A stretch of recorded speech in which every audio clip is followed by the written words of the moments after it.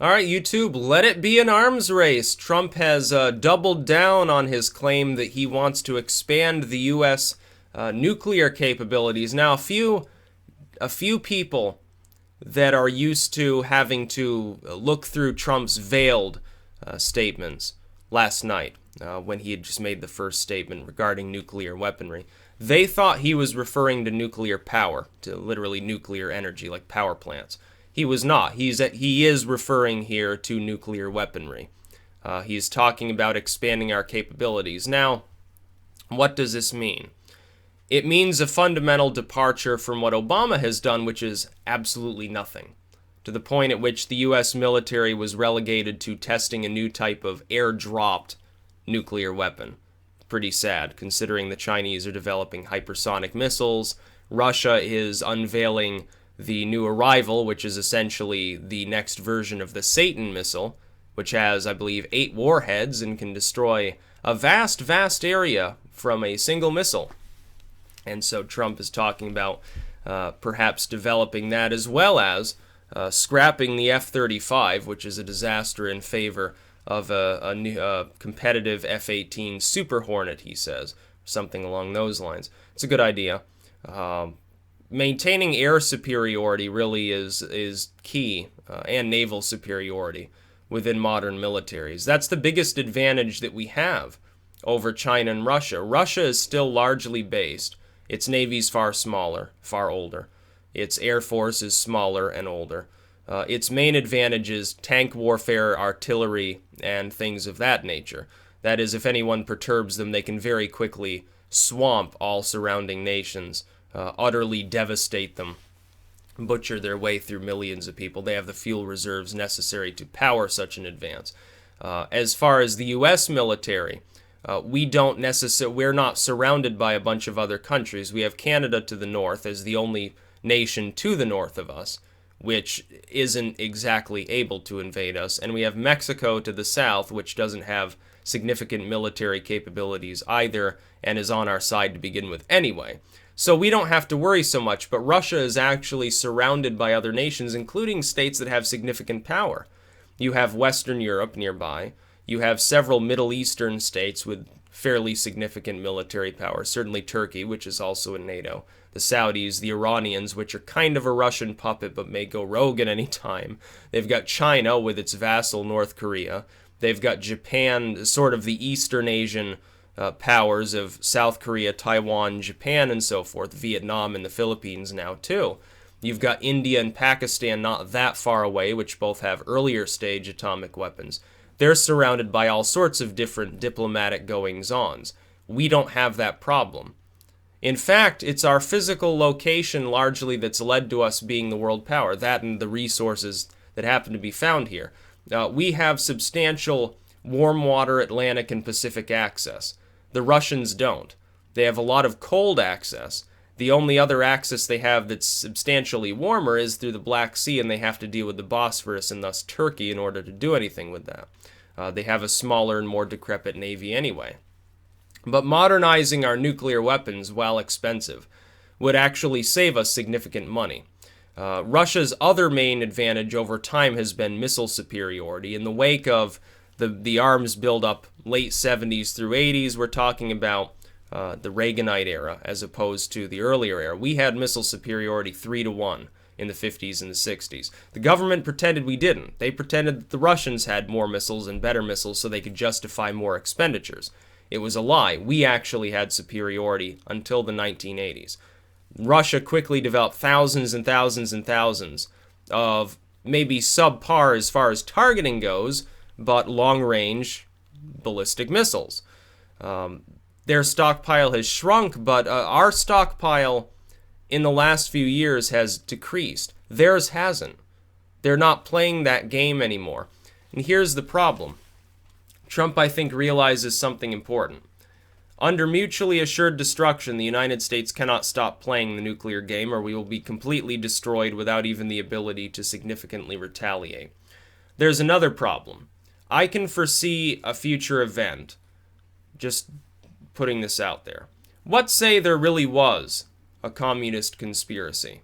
that the communists essentially dissolved communism itself, but still were communists. And now we're just pulling the strings on so-called democratic movements around Asia. What if Russia were nothing more than a giant weapons platform for a much larger source of manpower? What if Russia were to start pretending to be an unstable actor, launches its weapons, we retaliate. United States and Russia are both virtually destroyed. But what if those Russian leaders fled to China, for example, an area with enormous manpower, its own nuclear stockpiles? Meanwhile, all opposition has been completely destroyed. A nation that's already under the control of a communist party, if not communism the ideology, has reigned supreme. It's the new world power. The United States is gone. Russia's gone. Their nuclear weapons have been mostly or completely expended. NATO has been destroyed. All of the Russia-aligned nations around Europe have been destroyed. China would become the new power. It would be free to rule the world. What if such a thing were to happen? And I can tell you that developing nuclear technology doesn't just mean, oh, well, we need more nuclear weapons. He never says that. In fact, that would be retarded. We don't need more nuclear weapons. We need better nuclear weapons. We don't need to build... We've got enough already to destroy every significant site in Russia, as well as every significant site in China at the same time, as well as a dozen other randomly selected states. We have that capability. The fact that most of our nuclear weapons aren't even online at any given time, most of them are in semi-ready mode where they're not armed. They can be armed quickly, but they're not even armed. And a great many more are essentially, you have to assemble them before using them and program them and actually get them ready to use them. That accounts for, I believe, about half of our nuclear weapons. So it's not like we've run out of nukes. We simply have to modernize them. Russia's already doing that. Build a new generation of missiles. And ultimately, in terms of staving off the perturbing of other nuclear states towards ours or towards our allies, it will pay off a dividend. It's actually cheaper. Also, I'd point something else out. I can see a future in which something far more scary has arisen. Something nuclear related that the nuclear powers either are working on in secret and not disclosing to us, or they're not working on because they're retarded. There is the possibility of scrapping the idea of intercontinental ballistic missiles entirely. Now, how would we do that? How would you nuke another state so that it didn't even know who nuked it? The answer is quite simple. With drone technology being as it is now, we now have the technology so that if we really wanted to, we could take a relatively small, or megaton range, maybe nuclear device, put it on a platform, float that platform with essentially drones, oversized versions of the kind you can use for your GoPro footage, encase it in a shell which is built to be stealthy against radar, essentially like a mobile stealth bomber on steroids, cover it with Vantablack so it can't even be seen at night, fly it in under cover of radar, or over the cover of radar, right in front of the enemy's eyes. They'd never see it with radar. Nobody would ever see it because it would be nothing more than blackness against the sky. You could fly it into position, say Moscow, St. Petersburg, Beijing. They wouldn't even know it's there as long as it was nighttime.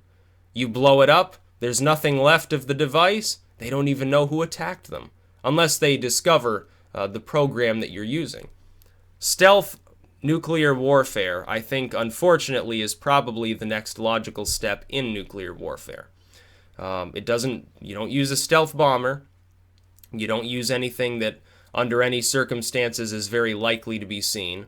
And if it's seen at all, it needs to be seen by people that you're about to vaporize that won't have a chance to respond. If you were to build an array of such things, little more than, again, shells that happen to be built in a stealthy way, covered with Vantablack so that they're not going to be seen, relatively quiet drones, although it doesn't really matter if people hear it, they're not going to be able to see it. Those think that they're seeing a UFO or something.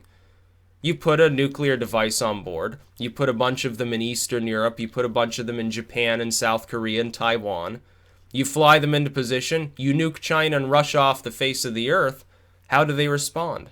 Unless there's an actual dead hand system there to automatically trigger, Dr. Strangelove style, they wouldn't even know who hit them. They could surmise who hit them, but how do they respond? The chain of command potentially could break down. You could kill every field commander that would be capable of even using a secondary plan under which some, regular general, as opposed to the actual leader of the country, would be able to order a retaliatory strike. He'd kill them all off too. They'd be left with no air power, no naval power. You could take out their ports, their airfields at the same time. By strategically positioning where the explosions go off, you could do incredible damage to manpower while also destroying completely all military installations of any note. And then they'd be defenseless. You march in the next day. Oh, it wasn't us. Must have been those pesky North Koreans, or something along those lines. That will be the next generation of nuclear warfare. If these nations are actually, half aware of what's going on in the world. Anyone who refuses to develop such a technology would be left behind. The other, of course, necessary reaction, and this is the interesting interplay under MAD, would be countermeasures. Some sort of detection system that's actually still capable of reliably detecting such objects coming into your airspace. Then, of course, you could potentially still fly them in under radar without them being seen, as long as you had people capable of piloting them into position properly. That would be a prediction. Now, this is not a short-term prediction. We're talking maybe 30, 40 years in the future. Drone technology is not quite good enough to do this yet. Everything else is already in place. We know how to make structures that are resistant to being detected by radar. Vanta Black has already been developed. We can achieve miniaturization. Even if you are using Davy Crockett-style weapons, extremely miniaturized atomic variants. The Davy Crockett, I think, weighed 55 pounds. If you build them, it would be well within our technology to deliver them via drone. The resulting explosion would vaporize everything that composed the structure of the drone you were using. It's within our technology now. For instance, we could, if we wanted to, we could build a couple of these, level Pyongyang, and be done with North Korea right away. We could nuke the entire line of the DMZ out of existence. We could destroy all the artillery and tanks there. North Korea wouldn't know what hit it. They don't have the capability to detect such an object. We could reunite the Korean Peninsula without losing anybody potentially under such a scenario. It's only the will to do so that matters. I'm not suggesting that this be done. I'm simply predicting that it will be done because it's what's the use of firing off a missile when the enemy within a few years of a new missile being developed has a countermeasure for it? But what about something you can't see? Developing a countermeasure for that would be more difficult. The human element would be largely non-usable. You wouldn't be able to see it with the naked eye. You wouldn't be able to see it with radar. Are you going to have heat-seeking equipment all along every border in the world or something along those lines? I support Trump in this endeavor, not because I like the idea of nuclear warmongering or arms races. I think it is slightly disturbing that he openly uses that term without apparently any emotion behind it. But we have no choice. That's the problem. We're still under mutually assured destruction. We're still in the Cold War. The fact that Trump is more likely to warm relations with Russia doesn't mean much in regards to China. Now, the United States, I'm sure, would much rather have a nuclear conflict with China than with Russia. You get hit by a few hundred nukes as opposed to numerous thousands of nukes. We probably would survive the encounter. China probably would not. In fact, China and all of its allies probably would not. That being said, we have to start thinking critically about better countermeasures to guard against nuclear weapons, almost more than developing our own modern weapons. We already have enough air superiority to knock out an enemy's defense system in conjunction with a nuclear attack anyway. Another thing, here's the other possibility. If you wanted to conduct a nuclear strike on an enemy that had significant defensive capabilities, what would you do? You'd build a hell of a lot of fake nuclear weapons that are exactly like the real ones, only without a nuclear warhead, the most expensive part of the missile. And you'd fire them all off at once. The enemy wouldn't know which ones were the actual nukes. You could have 20 or 30 of them headed for each significant target. The enemy's anti-missile system and air force would have to target these missiles. They would only be able to knock a proportion of them out of the air. Unfortunately, odds are some of the real missiles would get through your defensive system. Oh, yeah, just killed 5 million people. If you were to hit a city like New York, that's probably about what the death toll would be. You'd kill 5 or 6 million people in a single minute. It'd be pretty astonishing. But yeah, we have to play the arms race. Doesn't mean we have to like it. It doesn't mean we have to have the intent to actually have a nuclear war. But if you stop playing the game, you're the one that suffers. Your enemy doesn't suffer. You probably get annihilated. Isn't that wonderful? Now, I would think it'd be the greatest responsibility of the government of the United States to see that that doesn't happen, as opposed to worrying about civilian deaths in some foreign nation if a nuclear war exists. Because if a nuclear war is sparked, we've already got nuclear weapons. It's not like there wouldn't be a response. It's just that our reaction, our countermeasures, aren't advanced enough, because for almost a decade now we have done very little to modernize these things. Obama thinks it's better to fund laser platforms on naval vessels and railguns. I happen to agree that those are great things. Railguns are a massive advantage over traditional naval guns. Energy-based weapons are far more efficient in terms of cost to operate. They're also far more powerful potentially once new technology is developed. But that alone won't save you. That's a great start. I can even give Obama credit for that, along with Cuba and fracking.